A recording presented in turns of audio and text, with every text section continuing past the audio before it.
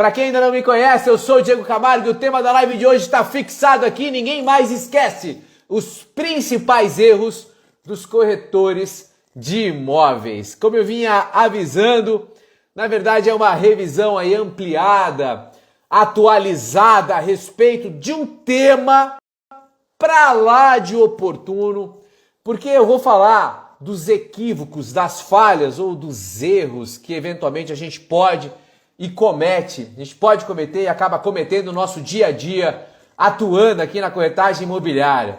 E por que é importante a gente falar? Por que é oportuno a gente sempre falar dos erros, das falhas? Porque se você, por acaso, desconhece os erros que comete ou que pode cometer, você, número 1, não vai poder corrigi-los, ok? Se você não tem consciência a respeito daquilo que você pode estar errando, você não tem como corrigir. Número 2, você provavelmente vai voltar a cometê-los se você não trouxer, não jogar luz nos erros que você pode estar cometendo ou pode incorrer ao longo aí da sua atividade profissional. E pior disso tudo, você pode, em não se atentando a eles, internalizá-los, exponenciá-los e pior, transformá-los num hábito. E aí tem um ditado americano em inglês que eu gosto muito, que é Old Habits Die Hard. Ou seja, hábitos velhos são difíceis de morrem com dificuldade ou são difíceis de tirar. A tradução fica a cargo de todos vocês. Toda solução, não importa o contexto, parte ou nasce de um problema. Daí a importância do conteúdo desta live, porque a gente vai tratar dos problemas, dos erros, das falhas, dos equívocos. Se a gente não tiver consciência a respeito disso, se a gente não traçar um bom diagnóstico a respeito disso, a gente não vai encontrar a solução que você merece estar procurando assistindo a esta live. Mas vamos lá, pessoal, para quem não participou do Desafio Corretor 20K ou ainda não conhece, não decorou, quais são as 6 cepas dos vírus que causam a gripe da falta de resultado? Mas um primeiro vírus que, aliás, é muito atual e tem ceifado o resultado de todos vocês e, portanto, está relacionado a um erro estratégico. Claro, para mim, eu olho, eu me desespero quase, é por isso que eu sou repetitivo em relação a ele. Mas é o seguinte, o Corona Leads, tem a ver com a lead dependência que está posta para a imensa maioria dos colegas corretores de imóveis que já entenderam o imperativo do digital. Eles entenderam que nesse período, especialmente de pandemia, isolamento social, a gente teve que vir aqui no digital, explorar esse novo universo, comercializar imóveis, captar clientes, prospectar clientes e assim por criar autoridade e assim por diante. Então tá todo mundo com grande ansiedade em relação a esse desafio, aliás, a esse imperativo. Tá posto, você tem que lidar com isso. Porém, entretanto, todavia, infelizmente, muitos colegas não estão com a consciência estratégica a respeito do Corona Leads, a respeito dessa busca insaciável por leads, essa lead dependência, como se os seus problemas de vendas fossem ser solucionados automaticamente com uma grande quantidade de leads capturados. Infelizmente não é por aí, pessoal. Um dos grandes benefícios das estratégias online, sim, é a captação de leads, é a prospecção de clientes, mas tudo isso precisa ser feito de maneira muito estratégica para que você não fique lead dependente e deixe de fazer de cumprir outras etapas muito importantes para a sua trajetória de alta performance, ok? Então, o Corona Leads é um vírus que, sim, infelizmente, hoje tem matado muitos colegas, estão focados nisso, obcecados por leads, estão deixando de atingir a performance que merecem. Mas eu já explorei isso com maior profundidade em outras lives, eu quero recapitular rapidamente, inclusive com a ajuda aqui do Mariano, que já fala do segundo vírus, né? Eu sempre organizo nessa sequência, a ordem dos fatores não importa aqui no produto, mas sim, eu falo sempre também do vírus do reclamão. Que erro é esse? Que vírus é esse? Quais são os sintomas de quem está, infelizmente, acometido pelo vírus do reclamão? Você que está aqui comigo, com certeza não está com esse vírus especificamente, não é portador, não tem nenhum desses sintomas, mas talvez você conheça alguém que vai se enquadrar igual uma luva nos sintomas que eu vou explicar agora. O reclamão ou portador do vírus do reclamão é aquele que é um inseguro por natureza.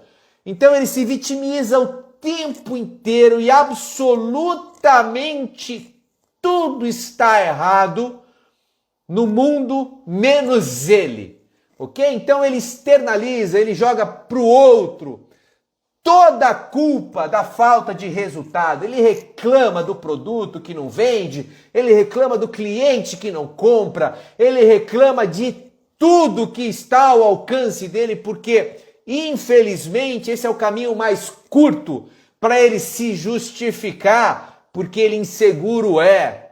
Ou seja, o reclamão, esse vírus mata, pessoal, porque não é nessa seara que vocês vão conseguir produzir resultado extraordinário e recorrente. O terceiro vírus que eu sempre apresento, falando dos vírus que causam a gripe da falta de resultados, é o vírus do jogo errado. Aliás, esse é um vírus muito triste. Por quê? Porque ele acomete pessoas super bem intencionadas, parceiras aqui, colegas profissionais, que estão bem intencionados, que querem aprender, que estão atrás de informação, que estão ali com grande assiduidade acompanhando a trajetória de conteúdo, mas eles não sabem aplicar a estratégia correta ou as ferramentas, os acessórios corretos. Então, qual é a provocação desse vírus? Não adianta você ter a boa intenção, não adianta você estar aqui querendo buscar conteúdo, informação, se você não levar a sério a importância de aplicar as técnicas e as ferramentas adequadas para transplantar esse conteúdo para a sua prática. Quarto vírus dessas 6 cepas é o vírus da chatice. O vírus da chatice. Como assim, Diego? O reclamão é chato? É chato. Sem sombra de dúvida, ele é chato. Mas eu estou falando de outro tipo de chatice. É a chatice sua enquanto profissional de vendas em relação ao seu cliente. É aquele cara que só quer vender, é a venda pela venda. Então ele fica lá no pé do cliente de maneira incessante e às vezes chega ao ápice de cobrar o cliente com agressividade. Para, meu amigo, porque isso só serve para transparecer desespero. E se tem um antônimo de alta performance em vendas, é essa palavrinha, desespero. Desespero, com desespero ou passando desespero, efetivamente você não vai entrar numa trajetória de alta performance, meu amigo. Se atente a esse vírus. Tá desesperado? Tá cobrando demais? Opa, para, respira, vitamina C, vitamina D. Toma todas as vitaminas para aumentar a sua imunidade em relação ao vírus da chatice. Quinto vírus e não menos importante é o vírus do garotão. O vírus do garotão, quem é aqui que lembra do vírus do garotão? Mete um hashtag aí, vírus do garotão. Rapidamente, o vírus do garotão é aquele profissional de vendas que não tem o menor compromisso com o médio e longo prazo, com a gestão de caixa, com as suas finanças pessoais. É aquele cara que conforme vende, gasta. Conforme vende, ganha e gasta. Às vezes até acima daquilo que gasta. Ou seja, pessoal, é um vírus que infelizmente mata muito. Por quê? Porque, infelizmente, nós, corretores de imóveis, vivemos um ambiente absolutamente meritocrático. Se vocês não performarem, vocês não vão receitar, não vão ter retorno, remuneração. Portanto, pessoal, a gente pode garantir tudo, que a gente vai dar o nosso máximo, mas efetivamente a gente não pode garantir que a gente vai fazer negócio todo mês. A não ser que você estabeleça já uma credibilidade suficiente, uma carteira de clientes, e você já esteja numa trajetória recorrente de alta performance. Mas, via de regra, você corre o risco sim de passar um mês, 2, às vezes sem vender, tá certo? E aí, o que você precisa ter? Você precisa ter um pouco de reserva, você precisa ter um pouco de compromisso com a gestão desse fluxo de caixa que não é 100% previsível.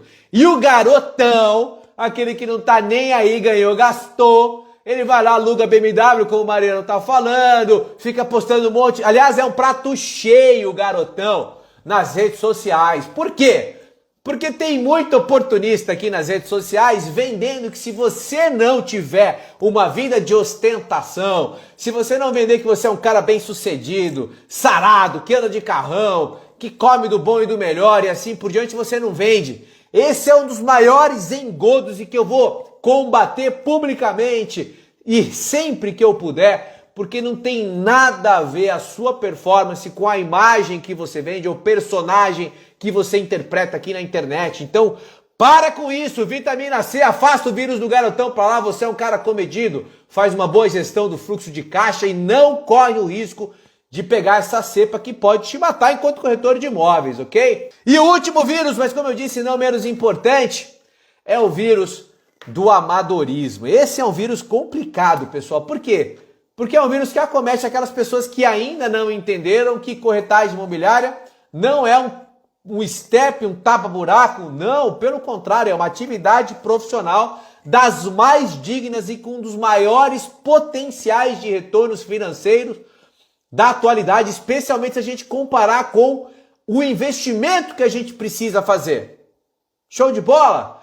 Então, olha só, quem trata, ou melhor, quem não trata a atividade profissional da corretagem imobiliária com o devido carinho, faz os devidos investimentos de capacitação, de aprimoramento, não bota o mindset correto, não tá ali aguerrido, levando aquilo à risca e muito a sério, infelizmente pode e vai provavelmente falecer enquanto corretor de imóveis. Mas vamos lá falar dos inimigos ocultos, pessoal.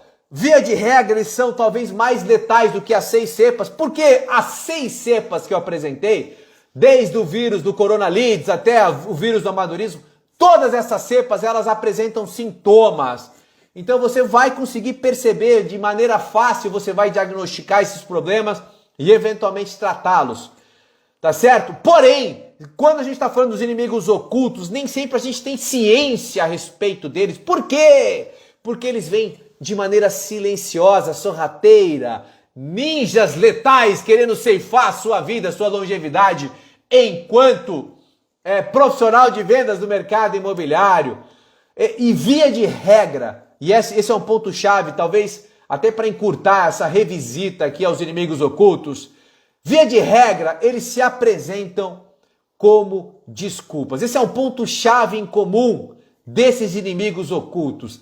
São as desculpas que a gente cria, que a gente escolhe, que a gente usa para não agir especialmente. A inação, a falta de ação é um dos maiores problemas, dos maiores erros que você pode cometer enquanto corretor de imóveis que quer ter alta performance de maneira recorrente. Você precisa agir. De nada adianta você traçar um diagnóstico, você entender as cepas, perceber até um sintoma ou outro que te acomete ou acomete um amigo, se você não partir para ação, se você não tentar oferecer um protocolo de tratamento para resolver aquele problema. E aí esse inimigo oculto, estes inimigos ocultos que vêm travestidos de desculpas, eles te travam. E aí eu já aproveitei uma live inteira para tratar de 2, os mais importantes, os mais universais, que é a desculpa da falta de tempo e a desculpa da falta de dinheiro. Meu amigo, eu tenho certeza absoluta que não tem uma única pessoa que está comigo neste exato momento, nesta live, ou que vai assistir a esta live gravada a posteriori, que já não deixou passar uma grande oportunidade bem na sua frente, porque se apoiou em algum tipo de desculpa. Então fujam das desculpas. Não confundam desculpa com prudência.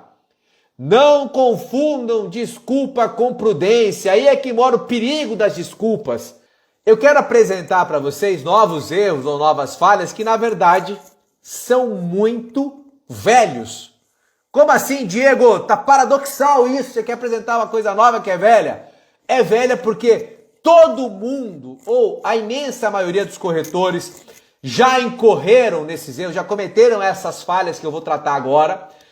Mas elas são novas aqui na nossa trajetória do consultor imóvel Meda Forte, porque eu foquei efetivamente em tratar das cepas de vírus e foquei nessa questão dos inimigos ocultos.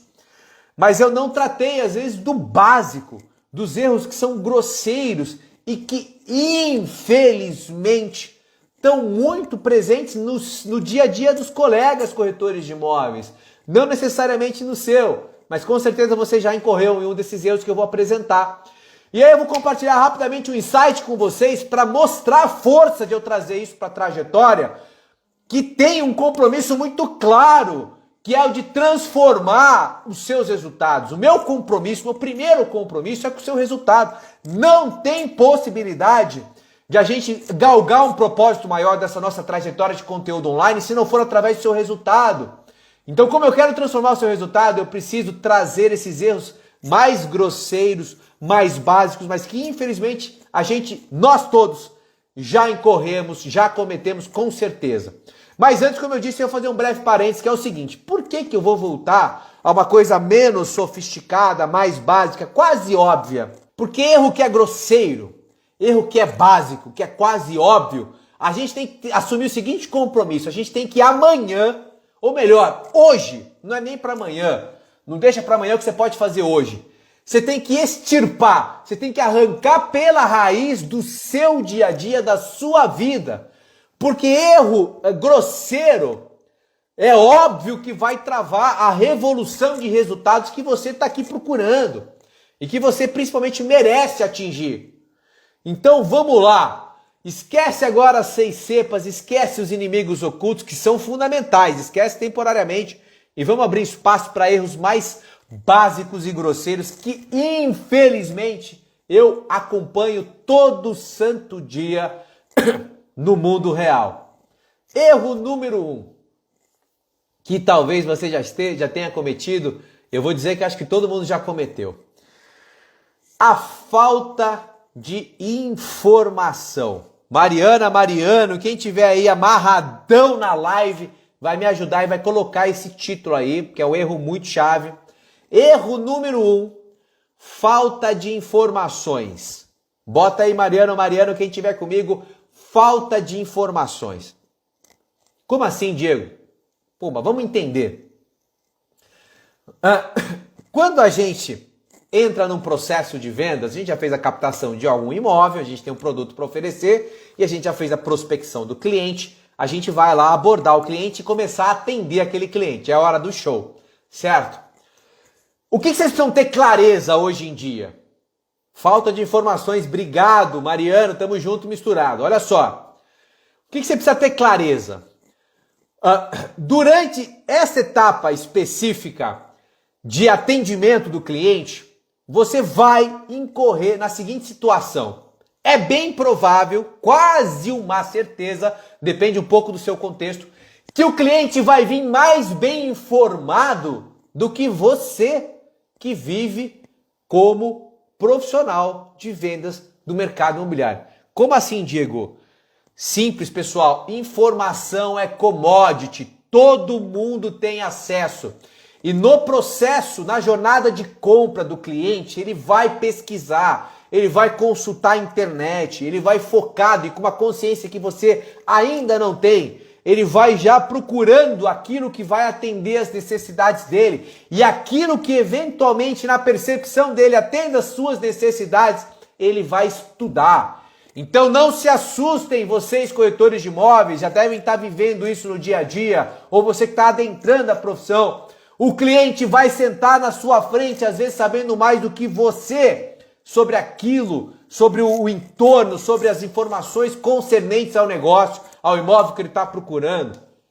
Portanto, meu amigo, combata sempre qualquer atendimento que você vá fazer, faça uma preparação, estude aquilo que você vai apresentar. Então o sujeito bem informado, pessoal, ele é muito poderoso, porque ele cria e passa confiança, que é o voo da onça. Segundo erro básico que a gente vai matar hoje, eu não quero ninguém aqui que ainda incorra em erros grosseiros relacionados à falta de organização. Falta de organização.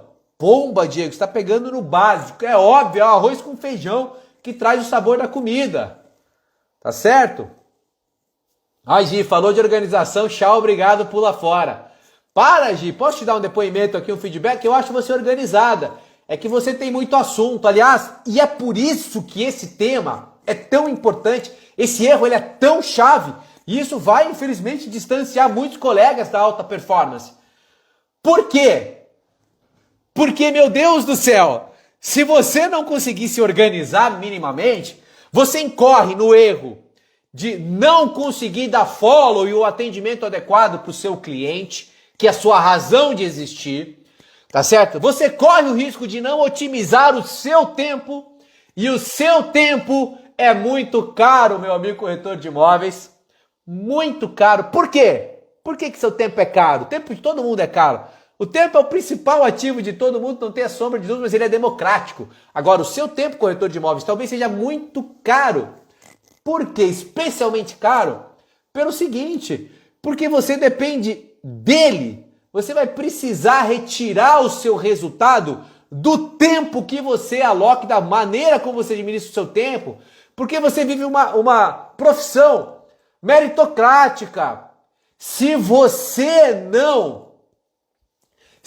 não performar, você não vai ter receita, meu amigo. Portanto, é fundamental que você faça uma boa gestão do seu tempo, que você saiba priorizar as coisas, que você saiba organizar os assuntos, para que você dê follow-up para o seu cliente, para que você otimize o seu tempo e o tempo do seu cliente, que é igualmente importante, porque ele é a sua razão de existir. Então, quem ainda é desorganizado, não entendeu, não aplica técnicas básicas para priorizar, para organizar o seu dia a dia, para tudo e se atenta a isso. Isso é um erro que não pode fazer parte de alguém que quer ser um consultor imóvel mais da forte. Então eu vou falar rapidamente aqui de mais alguns erros aí que são chaves, grosseiros, mas chaves, acontecem no dia a dia. Um erro que tem a ver com essa otimização, com organizar a história toda, é o erro de você não entender o processo de vendas. Eu bato muito nessa tecla porque eu sou engenheiro, eu tenho essa visão sistêmica, né, macro. Eu preciso organizar num processo, qualquer coisa que a gente esteja fazendo, porque de fato elas podem ser organizadas. E vender é um processo, ponto final. Então é importantíssimo que você tenha clareza em relação aos processos, quais são as diferentes etapas desse processo, para quê? Para que você possa se organizar, para que você possa dar o follow adequado e o foco adequado de acordo com a etapa que você tá certo? Quem é consultor imóvel mais da forte, faz parte da imersão Corretor 20K, sabe das 6 etapas do processo de vendas que eu uso para organizar. Tem inúmeras formas de você organizar o processo de vendas, mas eu coloco em 6 etapas, ok? 6 etapas apenas: a etapa da prospecção / abordagem, a etapa do atendimento / levantamento das necessidades do cliente, a etapa da venda dos benefícios e não de características, a etapa da apresentação do preço. Sim, no processo de vendas do consultor imóvel mais da forte, apresentar o preço. Apresentar o preço é uma etapa. Tamanha a importância desse divisor de águas, porque está aqui 90% das objeções que vocês vão enfrentar. Depois que vocês apresentam o preço, aí vocês vão contornar, vão entrar numa etapa de negociação, contornar as objeções para sim concluir com o fechamento. Então são 6 etapas que eu não vou cansar de explicar para vocês que fazem parte da trajetória do consultor imóvel mais da forte. 6 etapas que eu uso para organizar o processo. E como o Mariano está bem colocando aqui, tem um funil de vendas, que é uma simplificação. As minhas etapas, elas têm uma estratégia pedagógica, didática por trás. Nenhuma etapa é escolhida à toa. Eu mergulho, me aprofundo em técnica, estratégia e ferramenta de cada uma dessas 6 etapas. E aí o funil de vendas eu costumo organizar de maneira mais simplista em apenas 5 etapas, vamos dizer assim. Número 1, leads. Tá certo? Quem são os leads para quem não conhece? Tem corretor que tem 20 anos de mercado, está inserido na internet e não sabe o que é lead, não tem problema nenhum, faz parte da etapa, do processo de conhecimento, de nivelamento que você tá. O que é lead? Lead são todos os contatos de possíveis clientes que vocês têm. São qualquer pessoa que entrou em contato com a sua estratégia de comunicação, com a sua empresa, contigo, com a tua imobiliária, não importa, querendo mais informação. Então ele ainda não é um cliente potencial, pode ser só um curioso. Tá? Isso é chave vocês entenderem. Então a primeira etapa do processo, do funil de vendas que o Mariano citou aqui, que também tem a ver com entender as vendas como um processo. Primeira etapa são os leads. A segunda etapa ou fase é do pré-atendimento. Então depois que você pega o lead, é fundamental que você nutra aquele lead, que você separe o joio do trigo, entenda qual é o nível, onde aquele lead está na trajetória de compra, na perspectiva dele, qual é a capacidade de compra dele, o quanto ele está aderente, quanto ele conhece o produto que eventualmente você vai oferecer. Você tem que fazer um pré-atendimento, uma triagem, ok? Senão você vai gastar toda a energia do mundo e vai voltar lá, ó, pro Corona Leads e vai morrer aqui porque você vai gastar uma energia e não vai trazer resultado só lidando com leads, ok? Leads, pré-atendimento, terceira etapa, visita, agendamento. Então, olha, o grande foco, quem é consultor imóvel mais da Forte já sabe disso, decore salteado. O grande foco de um pré-atendimento dos leads não é vender. Meu amigo, se você quer vender ali, vai fundo, você vai gastar uma energia do tamanho do mundo e vai tomar um monte de não e não vai trazer resultado efetivamente. Qual é o objetivo então quando você está atendendo o lead? É gerar visita, é gerar um atendimento, é pré-qualificar esse lead, para daí você ir para a terceira etapa que é de agenda. A quarta etapa do meu funil de vendas, Mariano, que está mergulhando na imersão corretor 20K, vai ficar craque nisso tudo, aí sim é de proposta e negociação. Então depois que você atendeu, gerou uma visita, atendeu o cliente, aí você vai levá-lo para proposta e negociação, que ele pode morrer ali, ele é curioso, ele visitou, nem veio visitar, e aí você perdeu o seu cliente ali, naquele momento. Mas se você conseguiu apresentar o preço, conduziu com maestria, o atendimento, as etapas ali que eu coloco de maneira estratégica, você vai iniciar uma etapa de negociação, de proposta e negociação, e a última etapa já é a etapa burocrática de fechamento. Você já fechou o negócio verbalmente com o teu cliente, você está ali colhendo a documentação para formalizar o negócio. Tá claro? Vocês viram a diferença? O funil de vendas do consultor imóvel da Forte tem 5 níveis, 5 etapas, e o processo de vendas tem 6. De maneira didática que a gente mergulha com estratégias, ferramentas e técnicas. Mas eu só não quero deixar de passar em mais alguns erros aí que vocês precisam ter na mente. Primeiro, de não respeitar as necessidades do cliente. Pessoal, quem faz parte do consultor imóvel mais da Forte, especialmente quem faz parte da imersão corretor 20K, sabe o quanto você precisa ser obcecado por entender, mapear as necessidades do cliente. O que é que faz ele procurar um negócio? Por que ele está procurando? Por que ele quer comprar? Que tipo de problema ele quer resolver? Que tipo de sonho ele quer realizar? Por que ele está procurando aquele negócio? Isso é chave. Você não respeitar isso é um dos erros mais grosseiros que eu vejo todo santo dia. Você quer simplesmente vender aquilo que está na prateleira, você nem escutou o nome do cliente, você nem mapeou as necessidades dele, você já está ali, ó, ofertando, gastando o seu tempo, o tempo do cliente, sendo ineficaz, ineficiente. Erro grave. Extirpa isso da sua vida. E outro erro muito claro que eu percebo aí, e aí eu vou desembocar no estudo de caso para a gente não ficar muito longo e cansativo, é o seguinte, é você não se preparar para os desafios que são inerentes a um atendimento, a uma etapa de negociação. Então, uma preparação para mim que é básica é você realmente mapear bem as necessidades do cliente para você oferecer o quê? O produto adequado, não o produto que você tem. Você oferecer o produto adequado para o cliente, meus amigos do céu, parem tudo, respirem fundo. Vocês oferecerem o produto correto para o seu cliente, para as necessidades do cliente, que você mapeou com ferramenta, com técnica adequada, é meio caminho andado. Se o cara precisa de 3 dormitórios e você fica ali sem entender nada, batendo em 1 dormitório, 2 dormitórios, você está entregando um negócio que ele não quer, que não é aderente àquilo que ele precisa.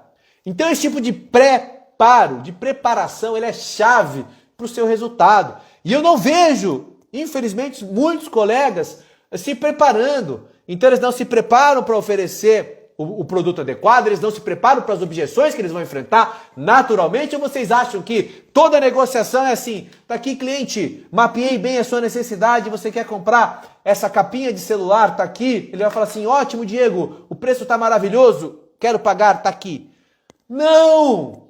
Você está fazendo uma venda de ativo de alto valor agregado, o cliente está treinado para dizer não, para trazer objeções, para questionar o preço. Como é que você não se prepara para contornar a objeção de preço se 90% das objeções estão relacionadas a preço? Esse é um erro clássico.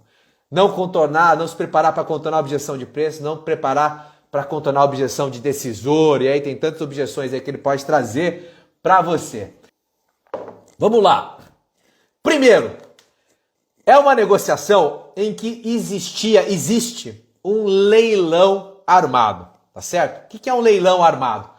Eu já entrei nessa negociação sabendo, é uma informação estratégica, mas eu já sabia que existiam outras 2 ou 3 propostas na mesa para aquisição daquele mesmo ativo. Então eu entrei como uma outra opção, uma terceira ou quarta via de opção. Isso já diminui, tá certo? Em muito as nossas chances, obviamente, de negociação. Tanto é que eu fui procurado pelo proponente da ocasião com o seguinte discurso. Ele falou: Diego, eu sei que a gente tem de 5, no máximo 5, talvez 10% de chance de conseguir participar desse negócio ou lograr êxito nessa negociação.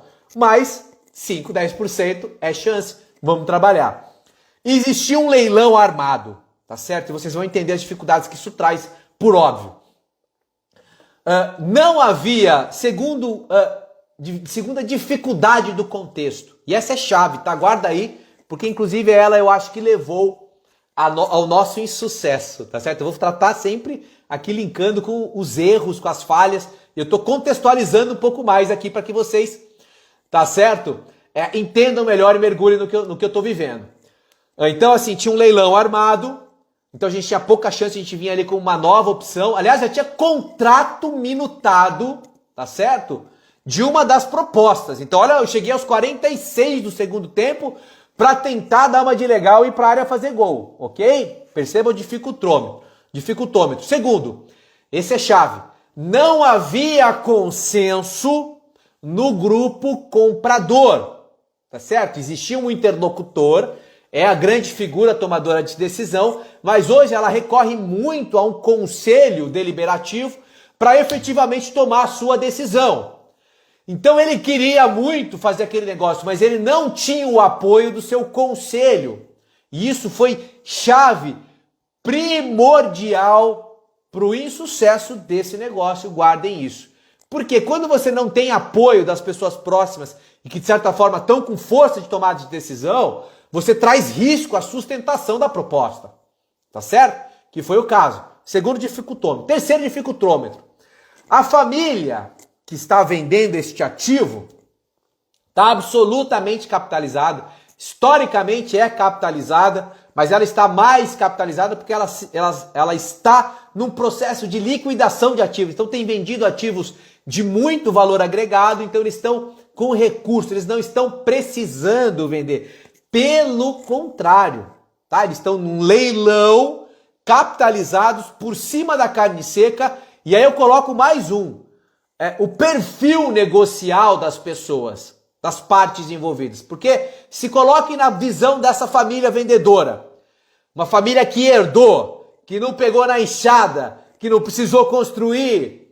Tem um perfil, via de regra, mais hostil a negócio. Por quê? Porque não precisou ser negociante para construir a vida. Simplesmente nasceu no lugar certo, na hora certa e herdou tudo aquilo que tem. Via de regra, com claras exceções. Mas não é o caso dessa família, uma família herdeira. Portanto, perfil de herdeiros, via de regra, é muito complicado para levar a negócio. Eles são mais duros. Eles não precisam, eles não querem e não têm essa habilidade desenvolvida de conduzir negociação. E da mesma forma, o perfil do comprador é um perfil bastante específico, tá certo? Bastante específico. E que eu acho que deixou de lado grandes habilidades que historicamente consolidou. Então é um grande comprador à parte, tá certo? Um grande comprador, mas startou a negociação, na minha concepção, de maneira muito equivocada, se apegando a situações erradas, que não trouxeram o devido lastro de confiança / empolgação para negociação. Eu tenho que ser bastante genérico, pessoal, para eu não, obviamente, não dar nome aos bois. Eu estou, inclusive, não necessariamente contratado, mas eu pedi confidencialidade no meio dessa negociação. E, aliás, vamos começar por aí para mostrar um erro do Diego Camargo que vos fala, que vem aqui humilde, mas carinhosamente compartilhar aquilo que eu acho cristalino e claro, que são técnicas, estratégias e ferramentas que podem e vão provavelmente melhorar os seus resultados. E aí o Diego é um cara infalível? Não! O Diego vai começar essa narrativa com um erro que o Diego cometeu. Um erro que eu cometi e eu quero compartilhar com vocês a título de aprendizado, mas eu quero o coraçãozinho aqui. Clica no coração, eu vou tomar água, porque sem coração eu não abro o meu. Bota o dedo no coraçãozinho aí, que agora eu vou começar a falar de erro. A gente tá falando de erro? Vamos pegar o meu, a negociação que eu estou conduzindo e onde é que eu errei, onde é que houve erros, pra gente enriquecer o seu aprendizado. Eu já estou aprendendo aqui, meu amigo. Podia ir pra cama, passou de 1 hora, guarda isso para mim. Não, eu quero enriquecer o seu conhecimento, quero que você aprenda com esses erros que a gente cometeu aqui. Vamos lá. Erro número 1. Erro número 1. Sabendo que existia um leilão, havia uma situação, era uma premissa para que eu fosse para a mesa, tá certo? Isso desde que eu comecei a ter... Aliás, também não fui eleito à toa. Eu fui eleito para fazer essa interlocução por 2 motivos. Primeiro, por confiança, talvez naquilo que eu pudesse entregar de habilidade ou de estratégia para negociação. E segundo, porque eu já tinha contato com a família vendedora há algum tempo. Levei, inclusive, outros potenciais compradores, tá certo? Para apresentar esse ativo. Mas não logrei êxito no seguinte. A família, desde o começo, pediu que eu apresentasse formalmente uma proposta. Me disseram o seguinte: Diego, se você quer trabalhar este ativo, funciona da seguinte forma, porque a gente já cansou de escutar conversa fiada. Então, se você quer trabalhar, você funciona da seguinte forma: você vai e formaliza uma proposta por escrito e apresenta pra gente. Aí a gente vai lá deliberar, ok? Essa era a premissa, tá? E eu levei 2 compradores reais com potencial. Um veio de helicóptero, o outro veio com a bota para comprar fazenda. Quem é do bastidor sabe do que eu estou falando. Eles eram compradores reais, mas nenhum dos 2 primeiros proponentes, potenciais compradores, eu consegui lograr êxito que eles formalizassem uma proposta válida e firme para que eu adentrasse nessa seara de negociação. Então, sabendo disso, sabendo que já tinha um leilão, porque eu sabia que tinham 2, 3 propostas, eu trago uma terceira figura e formalizo a proposta. Então eu estou cumprindo aquilo que era condição para ir para a mesa. Eu formalizo uma proposta. E finalmente eu chego no meu erro. Qual é o meu erro? Sabendo que estamos num leilão, fundamental que na sua proposta você coloque uma cláusula ou uma condição de confidencialidade.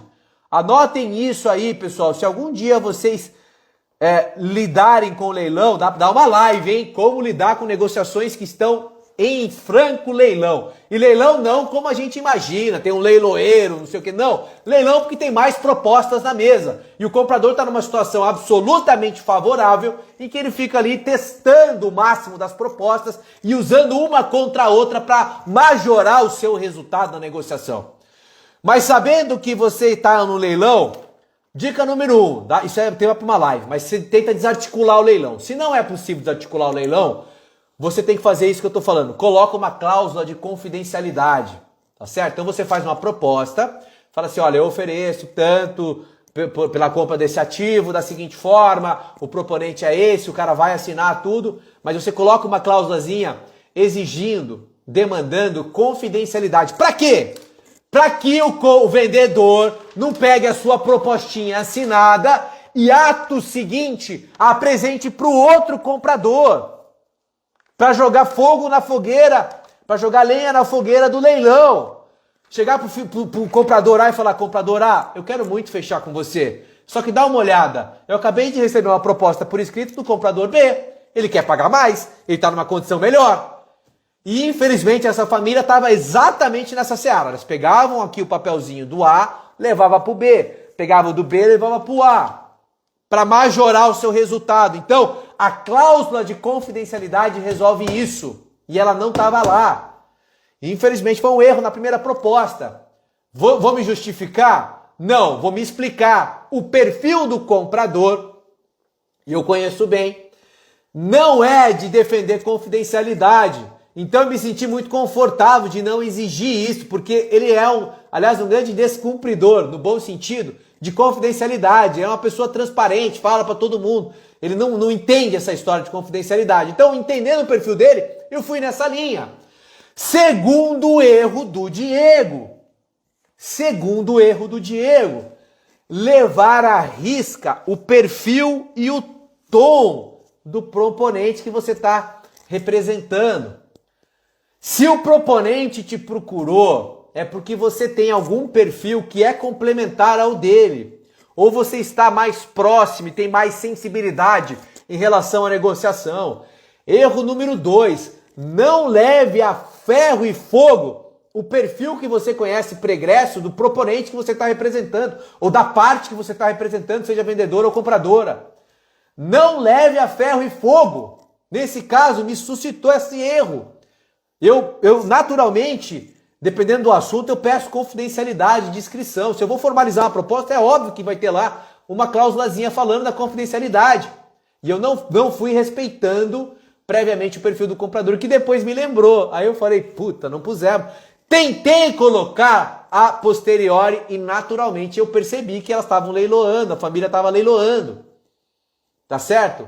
Estava leiloando, tanto é que não quis deliberadamente aceitar uma cláusula de confidencialidade, ou seja, tinha dado com a língua nos dentes, já tinha usado a nossa proposta, a favor da negociação dela com o outro comprador. Confidencialidade. Segundo erro, levar ferro e fogo, seguir à risca o perfil do proponente da parte que você está representando. Você tem que respeitar o seu estilo. E é óbvio que eu respeitei o meu estilo. Eu sou um cara absolutamente diplomático, eu coloco muito cuidado e critério as minhas palavras, eu não sou emocional via de regra, mas nessa negociação, respeitando o perfil do proponente, eu deixei de colocar uma cláusula de confidencialidade e depois eu respeitei os momentos de pressão do proponente, que estava frio em relação à negociação. E, aliás, estava, na minha concepção, mal munido daquilo que tem de habilidade, mal munido. Então, quis trucar na hora errada. Quis trucar sem ter convicção. E eu tive que traduzir por pressão / agressividade do proponente, tensão de negócio. Eu tive que traduzir isso na proposta. Eu tive que pressionar as vendedoras que, de novo, herdeiros, estão com liquidez, não precisam vender, tinham outras propostas na mesa. Erro, claro, eu não trucaria. Então eu tinha que ter tido habilidade suficiente de convencer o proponente que não era momento de trucar. Porque não tem nada pior para uma negociação desse porte que você ter que trucar e correr para o monte. E tomar 6. E foi o que aconteceu. E aí isso dá um trabalho extra para você voltar para a mesa, a partir de um declínio oficial da proposta, você tem que voltar para a mesa. E só isso aí dá uma live, tá, pessoal? Quais estratégias que eu fiz para voltar para a mesa depois de ter tomado um 6 e ter corrido para o monte. Então percebam, pessoal, algumas falhas, o dia a dia é isso, pessoal. É um grande jogo de xadrez. Né? É importante que a gente conheça a cartilha, mas que a gente visite e que a gente crie capacidade argumentativa e de persuasão, inclusive em relação à parte que a gente reconhece, que a gente representa. As principais falhas que eu carrego hoje no meu dia a dia de negócio, e graças a Deus, meu saldo é muito positivo, tá? Eu performo muito bem, graças a Deus, e graças a tudo aquilo que eu procurei construir de repertório, de experiência e de estudo. Mas as minhas grandes falhas ainda dizem respeito a eu não ser, às vezes, tão incisivo em relação às partes que eu represento. Então eu já fiz gestão comercial de uma parte que eu achei que lançou com o preço errado.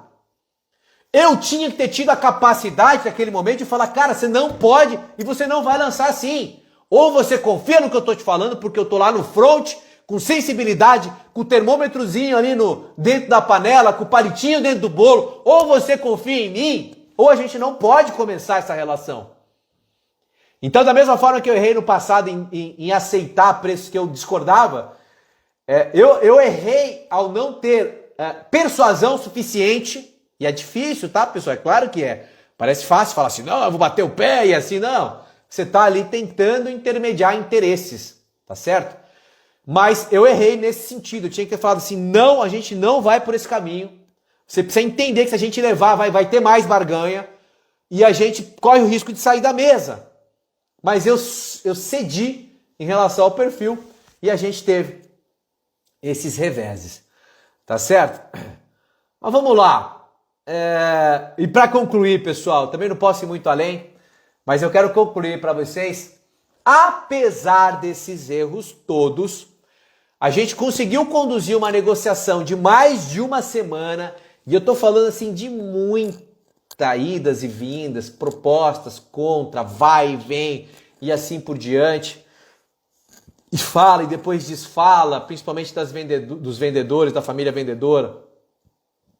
Fala uma coisa, não sustenta, o proponente mandando proposta e não sendo aceita, e na sensibilidade se orquestrando aquilo tudo, e sai da mesa e volta para a mesa e assim por diante. Onde é que chegou essa negociação, pessoal? A despeito de todas as falhas que eu estou falando, essa é uma negociação que eu posso falar com tranquilidade, tá certo? Ela estaria fechada hoje cedo, e eu redigi à 1h30 da manhã a proposta que eu acho que seria a derradeira e que seria efetivamente aceita à 1h30 da manhã. Preparei essa proposta, mandei para o proponente analisar o texto com as detalhes semânticas para que eu formalizasse novamente essa proposta. E eu tenho certeza, estou registrando aqui publicamente, que essa proposta seria aceita. Ou seja, eu entrei aos 45 do segundo tempo no leilão, errando de confidencialidade, enriquecendo o leilão, tendo que ceder, sai da mesa, volta para a mesa e controla a ansiedade daqui e dali, não sei o quê. A gente tinha a proposta vencedora hoje cedo, que estava inclusive sendo aguardada pela família. E onde é que foi o maior erro que eu cometi? Que faz parte também, a gente não tem controle absolutamente de tudo, mas o principal erro, já dei um spoiler, foi de não ter obtido consenso da parte proponente, tá? Como eu disse, é uma pessoa que tem muita experiência, excelente comprador, queria formalizar a proposta, tá certo? Tá chateado porque não fez o negócio, mas ele hoje dá voz a um conselho deliberativo que tem um perfil absolutamente diferente e não havia consenso antes. E hoje, frente às concessões, esse conselho simplesmente declinou da formalização da proposta vencedora. Então olha só, a gente construiu uma semana apanhando, errando, vai, conserta e não sei o que, resgata tudo. A gente construiu a proposta vencedora, mas a parte compradora não teve o aval do conselho e, portanto, eu não pude formalizar a proposta que eu terminei às 1h30 da manhã de hoje, tá certo? E, infelizmente, quando eu trouxe a título de transparência essa dificuldade, as compradoras ariscas, a família vendedora arisca que estava, simplesmente declinou do negócio e disse que eu deveria considerar a fazenda, a propriedade vendida para um outro grupo. Então percebam, pessoal, são falhas, mas a equação envolve muitas variáveis, várias eu tive que consertar das falhas que a gente cometeu, mas essa foi chave, que foi o quê? Não ter consenso. Eu procuro muito, e aí eu também sou favorável que o negócio não desse certo, a despeito da minha comissão, do meu interesse. Eu fui favorável, e o proponente sabe disso, eu fui favorável que o negócio não desse certo. Por quê? porque eu sou um grande defensor de que deve existir, sine qua non, conforto das duas partes. As duas partes têm que estar absolutamente confortáveis. Se você, enquanto intermediador de negócio, não conseguiu conduzir a negociação para que as duas partes fiquem confortáveis, saiba que tem uma aresta nessa sua negociação. E existia aresta. E era uma aresta grande. E eu hoje, escutando a narrativa do proponente, sabendo dessa aresta, eu falei assim, não tem que acontecer. Eu não vou formalizar a proposta. A despeito do meu interesse na comissão. Percebam, pessoal. A integridade está acima de tudo. Só Deus e as pessoas mais próximas sabem o quanto eu quis corrigir essa negociação, porque ela começou errada, com os princípios errados e com estratégias erradas ao longo desse período de tratativa. Só Deus e as pessoas próximas sabem o quanto eu quis corrigir, inclusive abrindo mão dos meus interesses e recomendando que o proponente não formalizasse por desconforto a proposta vencedora. Então, pessoal, chave eu dar esse depoimento para vocês. Cada erro ou cada detalhe dessa negociação dá uma live de 1 hora, mas eu não quero ser cansativo aqui. Eu quis compartilhar com vocês erros dessa negociação e o erro-chave, que no frigir não deixa de ser um acerto, porque é importante que a gente defenda o conforto das partes, mas o erro-chave foi não ter validado previamente o consenso da parte proponente. Porque eu conheço a parte proponente e sabendo que tem um conselho com voz ativa hoje, eu não deveria nem ter gastado a minha energia sem ter previamente validado com o conselho. Vocês entenderam qual foi o erro crasso aí que eu cometi? Eu dediquei energia e foi uma tratativa que a gente lograria êxito com a proposta que a gente construiu, mas eu não validei o consenso da parte proponente. E aí, pessoal, na hora H, no vamos ver, a proposta é a vencedora, formaliza aqui, eu tive que dar um veja bem hoje cedo, dizendo, veja bem, houve uma desconexão de consenso na parte proponente, e infelizmente a gente não vai formalizar essa proposta. Então, Diego, como ter certeza que a parte vendedora cumprirá a cláusula de confidencialidade? Edu, simples, prevendo penalidade. Tão simples quanto isso, a gente não tem como prever nada, tá certo? Mas é uma cláusula de uma proposta, obviamente não é um contrato, mas está ali clara, explicitamente colocada a tua intenção de ter sigilo em relação às informações do proponente, das bases comerciais, dos valores, assim por diante. E aí uma cláusula, uma penalidade que eu coloco, para também não ficar um negócio leonino, inclusive que não tem a assinatura da contraparte, uma penalidade que eu coloco é tornar a proposta inválida se ela vier à tona. Ok? Então tem que penalizar. Fala assim, olha, tem uma cláusula de confidencialidade, não é possível, não deve vir à tona a parte proponente, as informações comerciais, sob pena de essa proposta se tornar inválida, ineficaz a partir de uma situação dessa. Isso, obviamente, constrange a contraparte. Agora, que ela vai cumprir ou não, aí eu não tenho como saber. Se descumprir e a gente tiver acesso, a proposta é ineficaz, ok? Então, se tiver essa leviandade mesmo de mandar a proposta, como eu acredito que tem gente que faz, de pegar a proposta assinada por e-mail, seja lá o que for, e mandar para outra parte, já vai ter a cláusula dizendo assim, olha, se você fizer isso, meu amigo, essa proposta é ineficaz. Então, traz à tona, inclusive, o perfil da parte. Delicado. Mas é isso. Edu, meus amigos, obrigado pela companhia, 1h30 de live, tá bom demais, para não ficar cansativo. E olha só, nossos encontros aqui tão fortes essa semana, amanhã, quarta-feira, às 20h45, eu vou fazer uma live para lá de especial com o Rodrigo Camargo, nada mais, nada menos que o responsável pelo Renda Imóvel Moeda Forte. Não segue o Renda_MF, para tudo, segue aí no Instagram, conteúdo de qualidade, de alto valor agregado na veia sobre renda, viver de renda no mercado imobiliário, fazer investimento de base imobiliária, renda recorrente, renda passiva, escolhe o nome que você quiser aí, Esse é o propósito do Renda Imóvel Vai Dar Forte. E amanhã, quarta-feira, a gente vai falar sobre um caso. Estou querendo trazer sempre estudos de caso aí para a gente enriquecer essa nossa trajetória. É a metodologia utilizada por Harvard. Sem sombra de dúvidas, Edu, o que caracteriza uma infração é o reconhecimento, isso vir à tona. Isso para qualquer tipo de contrato. Tá? Se a pessoa fizer embaixo do pano e você não tiver acesso àquilo, você não vai ter como justificar uma penalidade, tá certo? Mas gera um baita de um constrangimento, uma cláusula dessa, vale muito a pena.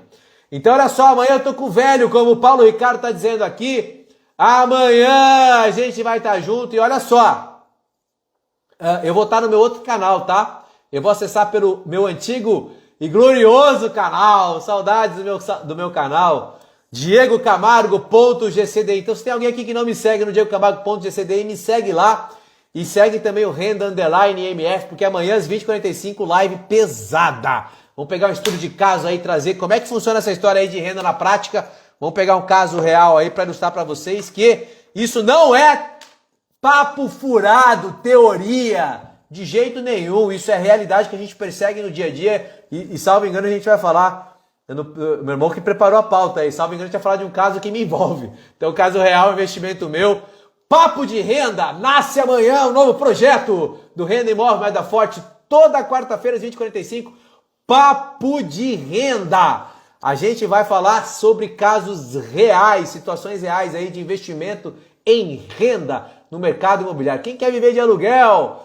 Quem quer ter liberdade financeira? Tem que acompanhar o Renda_MF. E na quinta-feira a gente tem mais um episódio da mentoria Corretora 20K. Negociação tensa, de bota negociação tensa. Aliás, outro erro aqui para encerrar a live. Estamos falando de erro, não estamos? Outro erro. Ter que negociar, mas é uma imposição também do contexto, mas ter que negociar um negócio desse, conduzir uma tratativa de um negócio desse por WhatsApp. Ai, ai, ai. Sabe, é péssimo. Eu tentei provocar reunião presencial, porque o olho no olho, tete a tete, a linguagem corporal dizem muito. Mas uma das partes está na Inglaterra, eu fiz call, em Londres, 5 horas, salvo engano, de fuso. A outra está reservada, a outra está em Brasília, então eram muitas pessoas envolvidas, não tinha a possibilidade de a gente fazer um encontro presencial. Mas que é péssimo tentar fechar um negócio desse porte, dessa monta, com tanta dificuldade, por mensagenzinha de WhatsApp. Meu Deus. E aí, Gi, tenso, porque, cara, teve dia que eu fiquei exaurido, cansado, o dia inteiro trocando mensagem por WhatsApp.